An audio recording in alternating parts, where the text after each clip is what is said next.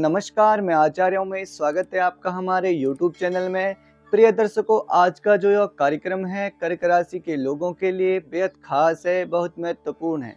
आज हम जानने वाले हैं आने वाला मार्च का महीना 2024 कर्क राशि के लोगों के लिए क्या फलाफल लेकर आया है, कौन कौन सी महत्वपूर्ण घटनाएं उनके जीवन में घटने वाली है, उनका स्वास्थ्य, शिक्षा, उनका दाम्पत्य जीवन, उनका कैरियर, उनका भाग्य, उनका व्यवसाय, प्रेम, प्यार और भी बहुत कुछ दोस्तों आज के इस कार्यक्रम में। प्रिय दर्शकों, हमारा जो यह कार्यक्रम है मूल ज्योतिष विज्ञान पर आधारित होता है।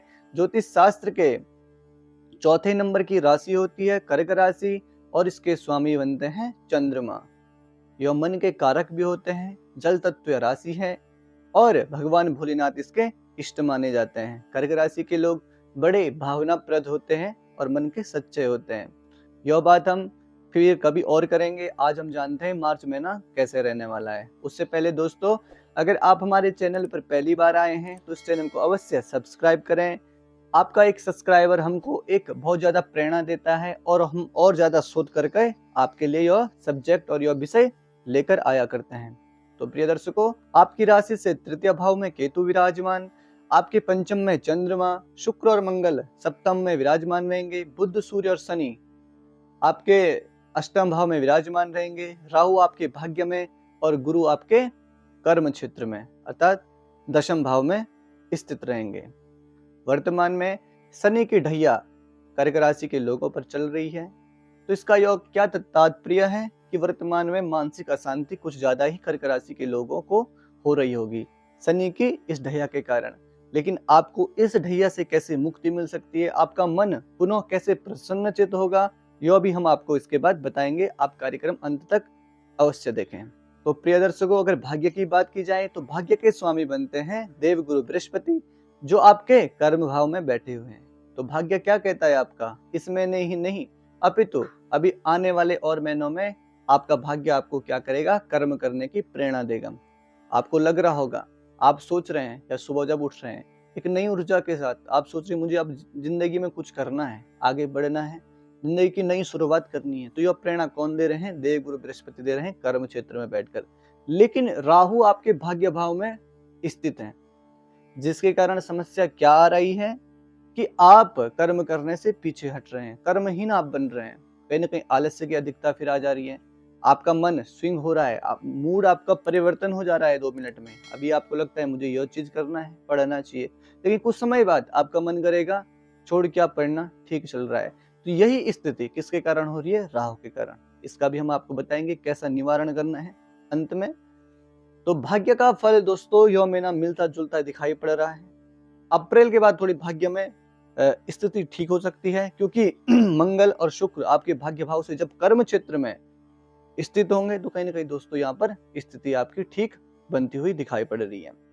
दोस्तों, अगर कर्म की बात की जाए तो आपके कर्मिश कौन बनते हैं, मंगल देवता बनते हैं। तो मंगल देवता उच्च के वर्तमान में है, कब तक है, 16 मार्च तक।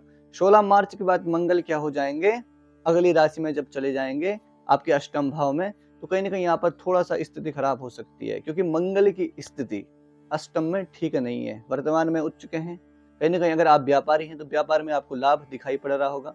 अगर आप जॉब कर रहे हैं, कहीं पे सैलरी बेस पर कहीं पर काम करते हैं, तो ठीक ठाक आपका चल रहा होगा, या नई जो नौकरी के लिए आप परिश्रम कर रहे हैं तो आपको नौकरी मिलने के यहाँ पे चांस बन रहे हैं। लेकिन 16 मार्च के बाद थोड़ी आप 1 महीने के अंदर आपको क्या करना है, नौकरी में बदलाव नहीं करना है, परिवर्तन नहीं करना है, क्योंकि मंगल जब अष्टम भाव में चले जाएंगे तो उसके बाद आपको इस बीच में कोई ऐसा कदम नहीं उठाना है, अर्थात नौकरी परिवर्तन करना चाहते हैं नहीं करना है, कहीं दूसरी जगह पर एडमिशन लेना चाहते हैं नहीं लेना है।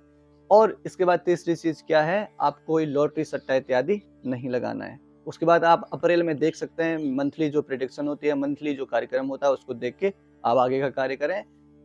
मार्च के महीने आप यथावत जहाँ पर नौकरी कर रहे हैं वहां पर यथावत करिए, भले मानसिक कष्ट कितना भी हो, क्योंकि शनि की ढैया भी चल रही है। कर्क राशि वैसे ही भावनाओं वाली राशि होती है, तो विशेष आपको इस समय में क्या करना है, ध्यान देना है। दोस्तों, शिक्षा की बात की जाए, शिक्षा के स्वामी मंगल बनते हैं। 16 मार्च तक शिक्षा अच्छी चलेगी।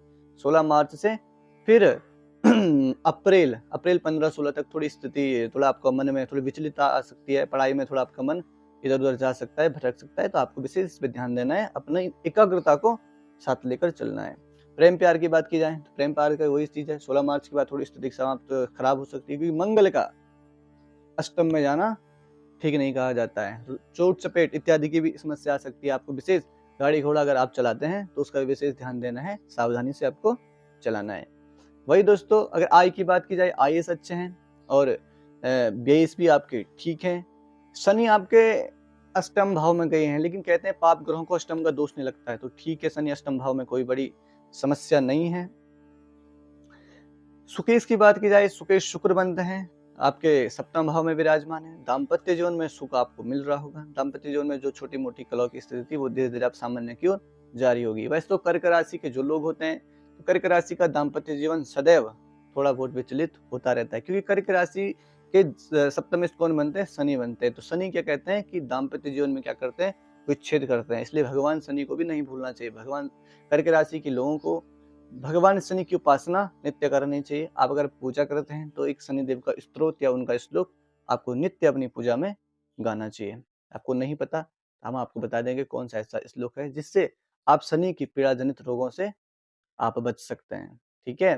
वहीं दोस्तों दाम्पत्य जीवन ठीक है। बिजनेस की बात की जाए दोस्तों, छोटे मोटे व्यापारी हैं, थोड़ा व्यापार थोड़ा कम आ सकता है। आपको विशेष इस समय में ध्यान देना है। माँ लक्ष्मी की कृपा करने के लिए, माँ लक्ष्मी की कृपा प्राप्त करने के लिए माँ लक्ष्मी की आराधना आपको करनी है, जिससे आपका व्यापार अच्छा चलेगा। दोस्तों विद्यार्थियों के लिए भी ठीक है।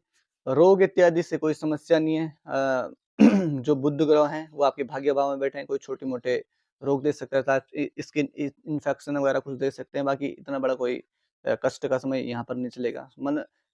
तन तो स्वस्थ रहेगा, लेकिन थोड़ा मानसिक कष्ट की स्थिति बन रही है। तो उसके लिए आपको क्या करना है? भगवान भोलेनाथ के मंदिर में जाना है और नित्य भगवान भोलेनाथ को जल चढ़ाना है। ओम चंद्रमसे नमः मंत्र से, या ओम साधारण सा मंत्र है ओम नमः शिवाय, और भी कोई मंत्र आते हैं, इस मंत्र से भगवान को आप जल चढ़ा सकते हैं। बस एक काम, देवादिदेव महादेव की शरण में कर्क राशि के लोगों को सदैव जाना चाहिए।